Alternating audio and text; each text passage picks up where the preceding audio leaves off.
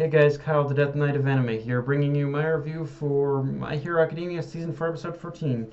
So, let's talk about the big, heart-wrenching moment of the episode, Night-Eye's death.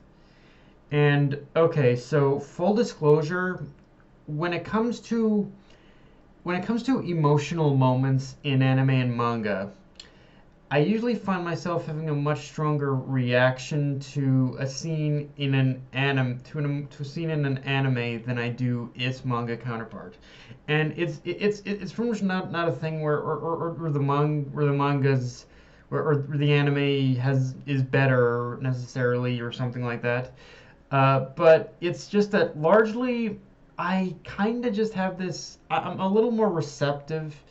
I'm a little more receptive and respond more to like audible and visual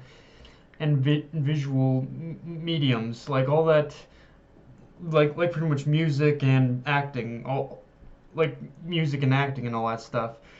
But so arguably, just pretty much based on those facts, there are times where a scene does kind of does kind of get me does end up getting me a lot more emotional in the anime due over the manga, just on that technicality alone.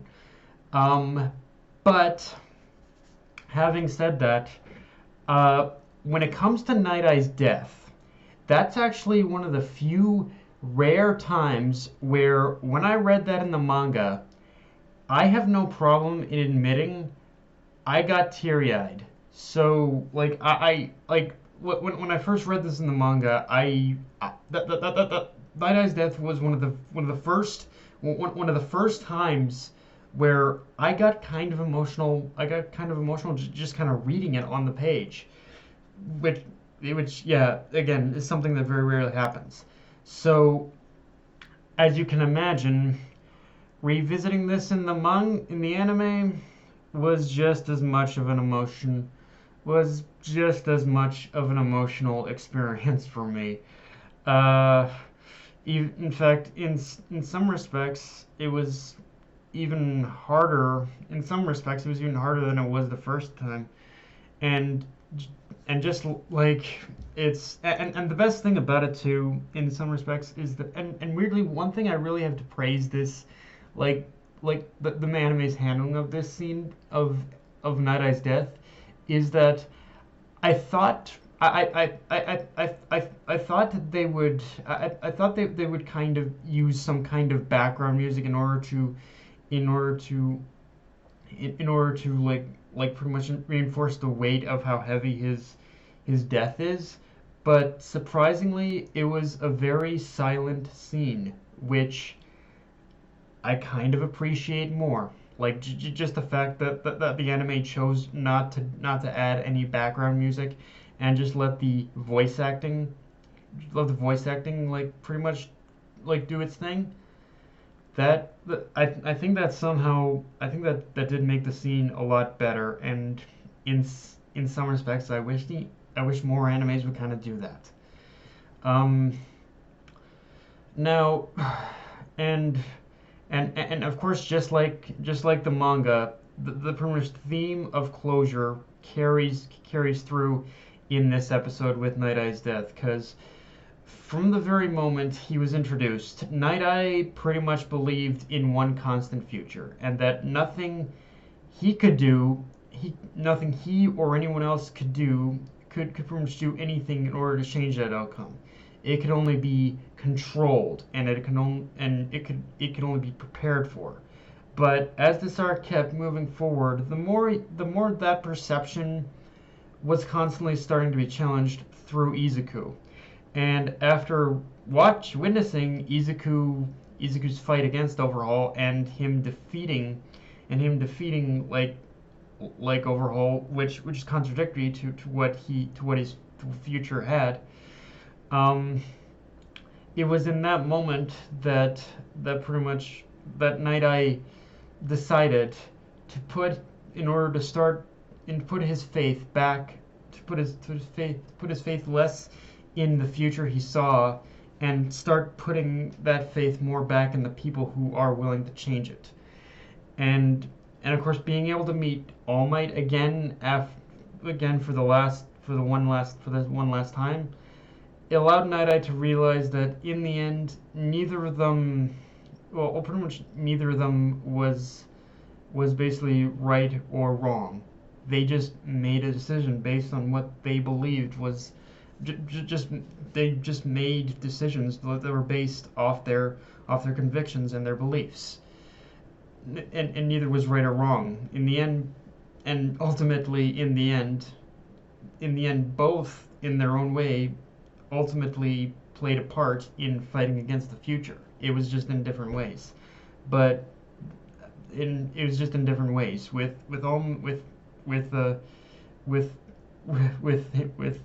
Nighteye, it was just him trying to find a solution.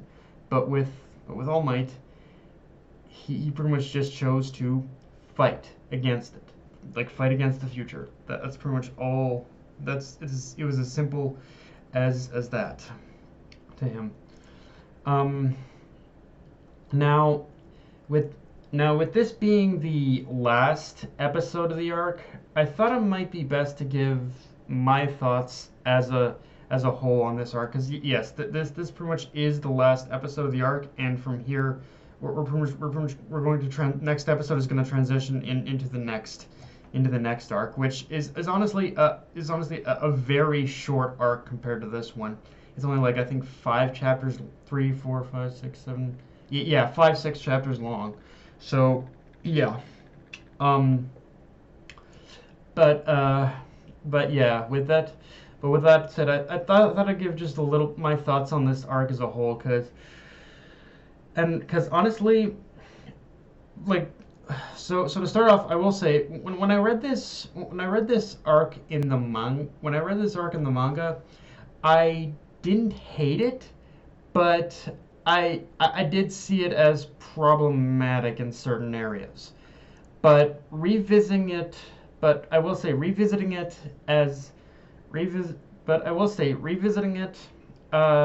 made me realize that there were still a few structural problems with this arc.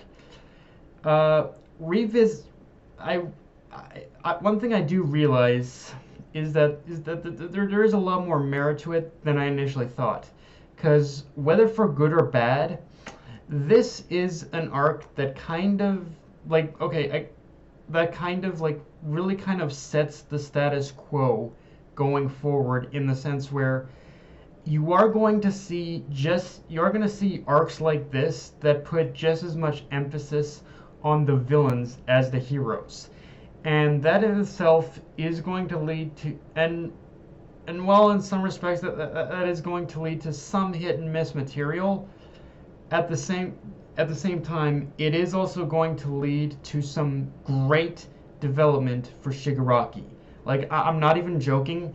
In many ways going forward, the level of development that Shigaraki gets, like, after this point, kinda eclipses Izuku in some respects. Like, Izuku, don't get me wrong, he still gets a lot of great development. He is the main character after all.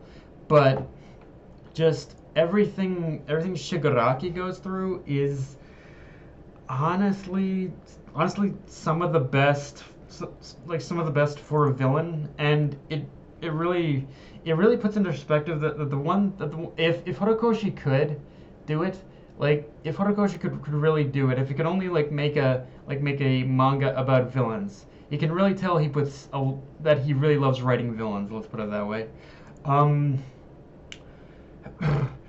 One thing, though, I think really needs to be said about this arc is that it kind of shows how society so easily branding the Yakuza as villains does really expose a lack of perception within the system itself, and how at the end of the day, the pretty much Yakuza were only trying to exist, only trying to live, but they weren't trying to really hurt anyone. They were only doing what they thought was the pretty much what they thought was like the best option, like what was the best way to survive.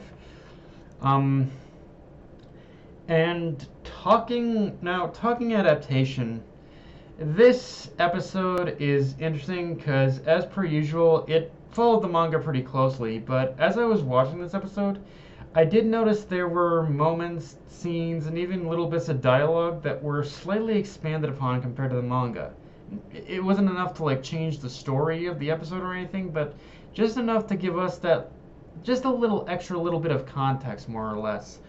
Now, on a technical level, of like art and animation, I will admit it was good, but at the same time, there were moments, I guess, within the episode that where it does kind of fall a little bit flat and lacks a certain depth of field that the manga had.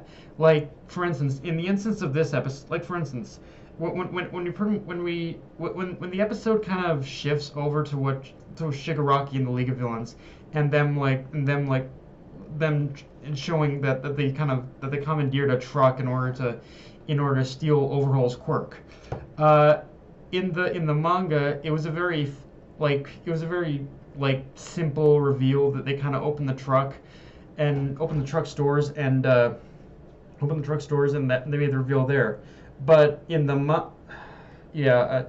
I'm gonna try and get this in as much focus as I can. But yeah, if you really look at that same scene in the manga, it offered a lot more. There was a lot more of a three-dimensional feel, whereas with the anime they kind of go a little two-dimensional. But other than that, it was a good adaptation. It was still decent enough. But yeah, guys, that's pretty much all I've got for this review. If you enjoyed the video, like, comment, subscribe. Follow me on Twitter, Facebook, and Mr. Crunchyroll. Death Knight of Anime, signing off. Later, guys.